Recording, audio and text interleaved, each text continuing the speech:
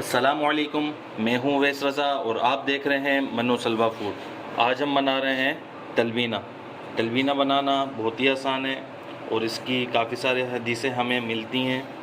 हज़रत आयशा सिद्दीक़ा रज़ियल्लाहु ताला अन्हा फरमाती हैं, तलवीना बीमार को सेहत बख्शता है, दिल को ताकत बख्शता है। और भी हदीसें मुबारका हैं।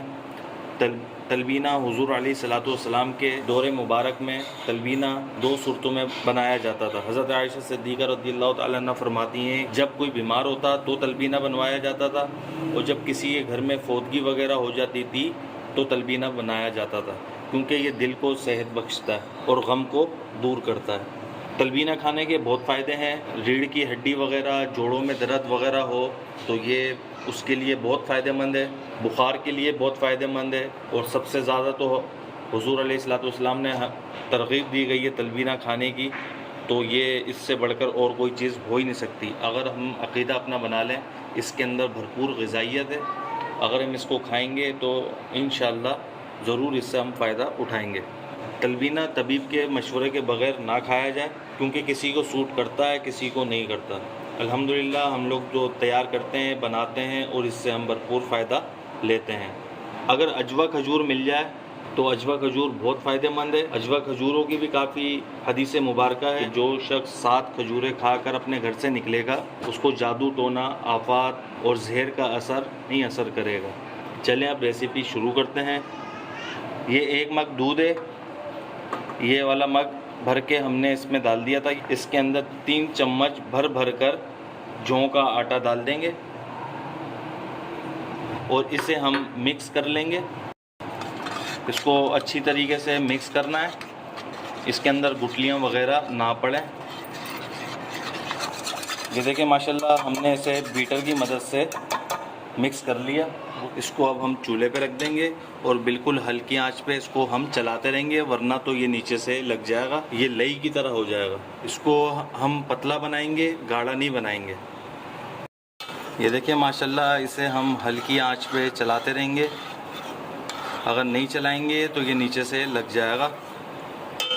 बिल्कुल स्लो आंच थोड़ी सी तेज़ करी थी पहले, जब ये गर्म हो गया तो फिर हमने इसकी आंच स्लो कर दी। बिल्कुल हल्की आंच है, बिल्कुल हल्की आंच में इसको पकाना है। ये देखिए माशाल्लाह इसकी हमने आंच बिल्कुल स्लो कर ली है। जब तक हम ये जूसर जग ले लेंगे, इसके अंदर हम 1 मग दूध डालेंगे और इसके अंदर हम ये 12 खजूरें हमने ले ली थी और इसकी गुठलियाँ निकाल ली, वो डाल देंगे। बिस्मिल्लाह। और इसे हम अच्छी तरीके से ग्राइंड कर लेंगे। अगर मीठा ज़्यादा पसंद करते हैं तो खजूरें ज़्यादा इस्तेमाल करें।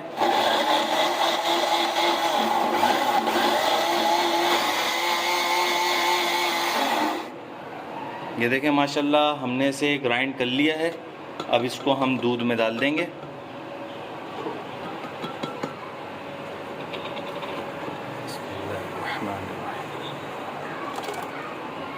अब इसे हम अच्छी तरीके से पकाएंगे। तकरीबन 5 मिनट के लिए इसको हम पका लेते हैं। ज़्यादा तेज़ आंच में नहीं पकाना, इसको हल्की आंच में पकाना है।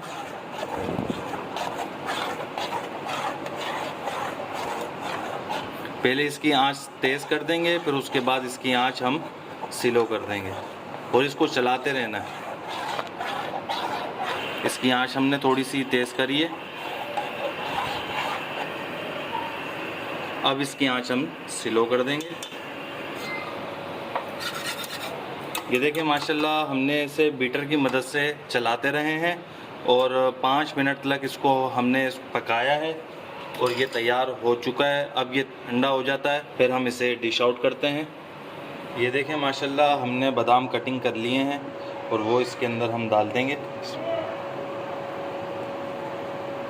और इसे हम मिक्स कर लेंगे। अब इसे हम डिश आउट करते हैं। अगर मीठा कम हो इसके अंदर तो आप इसके अंदर शहद का इस्तेमाल कर सकते हैं। ये देखें माशाल्लाह हमने इसे डिश आउट कर लिया। इसके ऊपर अब थोड़े से बादाम डालेंगे। ये देखें माशाल्लाह कितना ज़बरदस्त बन के तैयार हुआ। अगर आपको हमारी ये तलबीना की रेसिपी पसंद आई हो तो इसे लाइक करिए, सब्सक्राइब करिए और शेयर करिए। दुआओं में याद रखिएगा। मुझे दीजिए इजाज़त। अल्लाह हाफिज़।